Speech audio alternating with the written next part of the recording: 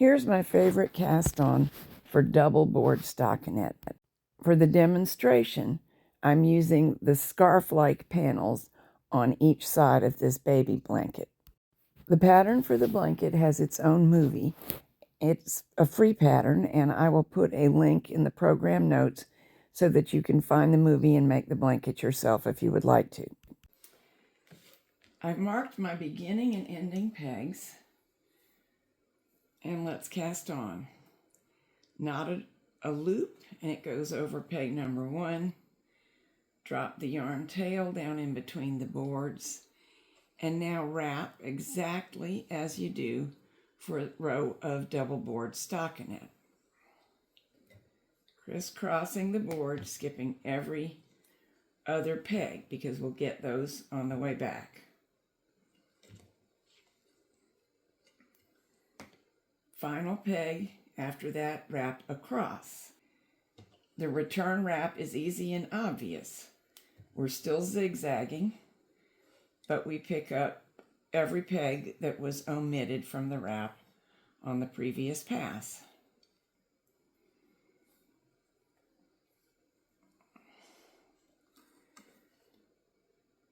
And that's it for the initial wrap. Now we'll hang what's called an anchor cord.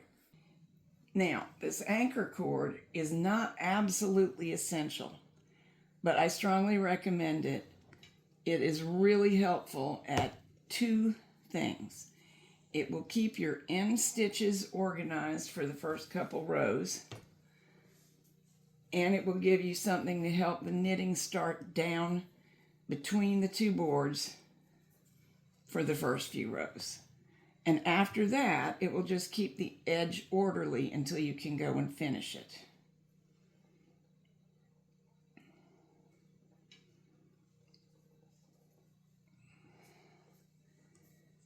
So we knit the first row, wrapping exactly as for the cast on. For however many stitches are involved.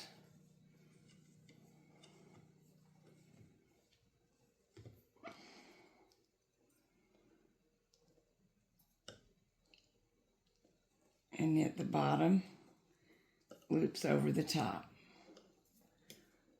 all the way across. On this first row, everything tends to seem loose and floppy. And that is one way the anchor cord comes in handy. We can pull down and get a little more control.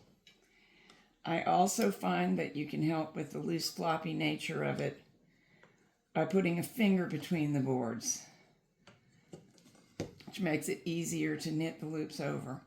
This will not continue to be an issue. It's only the cast on portion. And once we have the knitting down coming down between the boards nicely, this will cease to be problematic.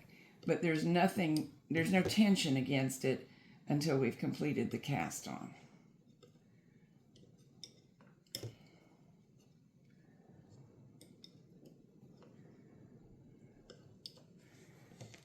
Okay, pull down. You can also reach under and pull down a little bit more to tidy up the beginning of the work. Now we go ahead and knit the entire project, and after we've completed all the double stockinette rows, we need to finish up the cast on. To finish up, the anchor cord again proves to be handy because it keeps those loose bottom loops organized. Now just use either a crochet hook or a latch tool to chain one through the next. Pick up a loop, put it behind the latch or behind the hook, pick up another loop, pull it through the one that's already there. It's best to leave the anchor cord in position while working across the cast on, but be sure not to snag it with your hook.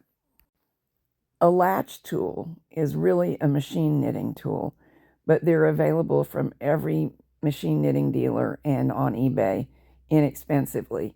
And because it's slimmer and slipperier than a crochet hook and also has that little latch to catch the stitches firmly, I think it's worth the investment. It's a little bit easier work than with a crochet hook.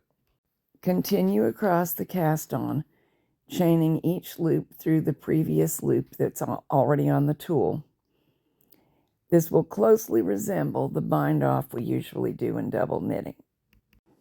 Once you are all the way across, pull the initial yarn tail through the final loop, break the yarn that is the anchor cord, and pull it out.